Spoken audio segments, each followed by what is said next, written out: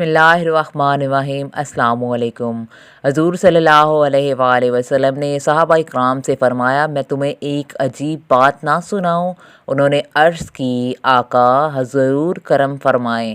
حضور اکرم صلی اللہ علیہ وآلہ وسلم نے فرمایا کہ جب فرشتے میرے بیٹے کی ولادت پر مجھے مبارکباد دینے کے لیے آئیں تو ان فرشتوں میں سے ایک ایسا بھی فرشتہ تھا جس کے ہاتھ بھی نہیں تھے اور پیر بھی نہیں تھے اور اڑنے پر بھی نہیں تھے۔ فرشتے اس کو اپنے کندھوں پر اٹھا کر میرے پاس لائے تھے اور وہ بھی میری زیارت کرنے، میرے نواسے کو دیکھنے کے لیے آیا تھا۔ جب میں نے اسے دیکھا تو میں نے ان سے پوچھا کہ تم نے یہ کیا حالت بنا رکھی ہے؟ میرے ہاتھ نہیں ہیں اور پاؤں بھی نہیں ہیں۔ اس نے عرض کی، یا اللہ رسول اللہ صلی اللہ علیہ وآلہ وسلم، میری کسی زمانے میں بڑی شان ہوا کرتی تھی، مجھے اللہ نے بڑا مقام اور بڑی عزت عطا فرمائی تھی۔ میں ان فرشتوں میں شامل تھا جن کو اللہ کے خاص قرب حاصل ہے، جن کو ملائک المقربین کہا جاتا ہے۔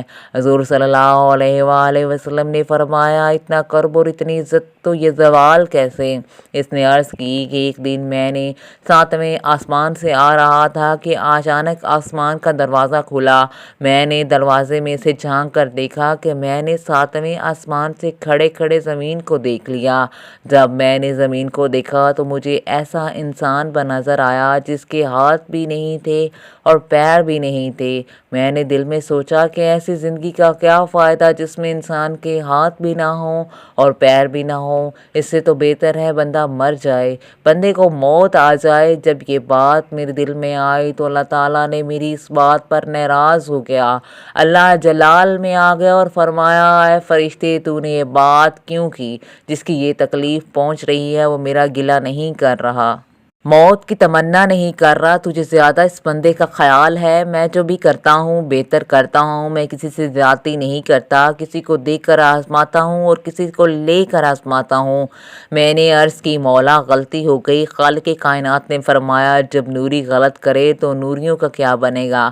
اللہ تعالیٰ نے یہ فرمایا اور ساتھ مجھے سزا مل گئی اور میرے پیر جل گئے، میرے ہاتھ ختم ہو گئے اور پاؤں کٹ گئے۔ اللہ تعالیٰ نے مجھے اس وقت الٹے منہ فلح جیزہ میں زمین پر گرا دیا۔ میں بلند تھا، مجھے افسوس پستی پر آ گیا ہوں۔ میں آسمانوں پر تھا، افسوس زمین پر آ گیا ہوں۔ حضور اکرم صلی اللہ علیہ وآلہ وسلم نے فرمایا، تجھے کتنا عرصہ ہو گیا ہے زمین پر آئے ہو؟ عرض کی، آقا 7 صدیاں بیت گئی ہیں۔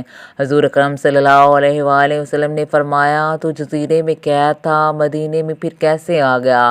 عرض کی، یا رسول اللہ صلی اللہ علیہ وآلہ وسلم، 700 سال پہلے میں جنگل میں پریشان رہا، میں رو رو کر اللہ تعالیٰ کو مناتا رہا، لیکن اللہ تعالیٰ نے میری خطا معاف نہ فرمائی۔ آج میں اس جزیرے میں زاروں کے تار رو رہا تھا کہ فرشتے اس جزیرے سے گزرے۔ جب یہ گزرنے لگے تو انہوں نے مجھے دیکھ کر پہچان لیا، یہ تو ہمارا ساتھی ہے، یہ یہاں کیسے؟ فرشتے میرے پاس آئے اور میرا حال پوچھا۔ میں نے بڑا افسوس کیا۔ جب یہ آپ کی خدمت میں آنے لگے تو میں نے ان سے پوچھا، آج اتنے فرشتے کہاں جا رہے ہیں؟ ان فرشتوں نے مجھے بتایا کہ میں تمہیں پتہ نہیں ہے کہ زمین پر اللہ تعالیٰ کے آخری نبی حضرت محمد صلی اللہ علیہ وآلہ وسلم تشریف لا چکے ہیں۔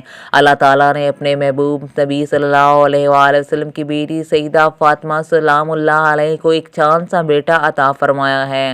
ہم اللہ کے حکم سے حضرت امام حسین کی ولادت کی خوشی میں حضور کو مبارکباد دینے جا رہے ہیں اور بچے کی زیارت بھی کرنے جا رہے ہیں۔ میں نے فرشتوں کو کہا کہ خدا کے لیے مجھے بھی حضور اکرم صلی اللہ علیہ وآلہ وسلم کی خدمت میں لے چلو، شاید میری بھی بگڑی بن جائے۔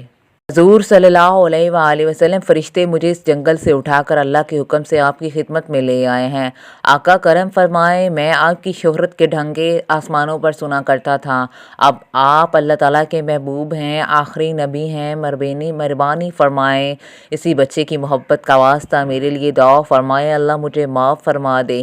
مجھے یقین ہے کہ آپ کے ہاتھ میرے لیے دعا کے لیے اٹھ گئے تو اللہ میری تقدیر بدل دے گا۔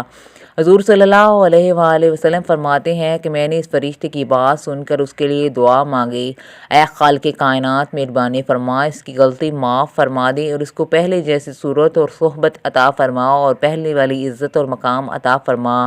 حضور اکرم صلی اللہ علیہ وآلہ وسلم نے ابھی اپنے مقدس ہاتھ اس فرشتے سے پر پھیرنے ہی تھے کہ فرشتے کے سردار جبرائیل علیہ السلام حضور صلی اللہ علیہ وآلہ وسلم کی بارگاہ میں حاضر ہوئے۔ درود و سلام کے نذرانے پیش کرنے کے بعد عرض کی، حضور صلی اللہ علیہ وآلہ وسلم، اللہ نے آپ کی دعا اس فرشتے کے حق میں قبول فرما لی ہے، اللہ ابھی اس کی رحمت عطا فرمائے گا۔ اور پھر عرض کی کہ اللہ فرماتا ہے کہ شہزادہ حسین کے جسم سے جو چادر لگی ہوئی ہے وہ چادر اتار کر فرشتے کے جسم سے لگائیں۔ تاجدار مدینہ نے امام حسین سے چادر اتار کر فرشتے کے جسم سے لگا دی۔ اللہ نے اسی وقت فرشتے کو ہاتھ بھی عطا فرما دیے اور پاؤں بھی عطا دیے اور اڑنے کے لیے بھی پر عطا کروا دیے۔ یہ شان ہے امام حسین کی چادر مبارک کی جو فرشتے کے جسم پر لگی، اور اللہ تعالیٰ نے فرشتوں کو صحبت عطا فرما دی۔ جب امام حسین کی چادر کی یہ شان ہے تو حسین کی نانا کی کیا شان ہوگی؟ دوستو، کبھی بھی کسی کا مذاق نہیں اڑانا چاہیے، اس میں اللہ کی ناراضگی ہوتی ہے۔ اللہ جس انسان کو جس شکل میں پیدا کرتا ہے اس میں کوئی نہ کوئی حکمت ضرور ہوتی ہے۔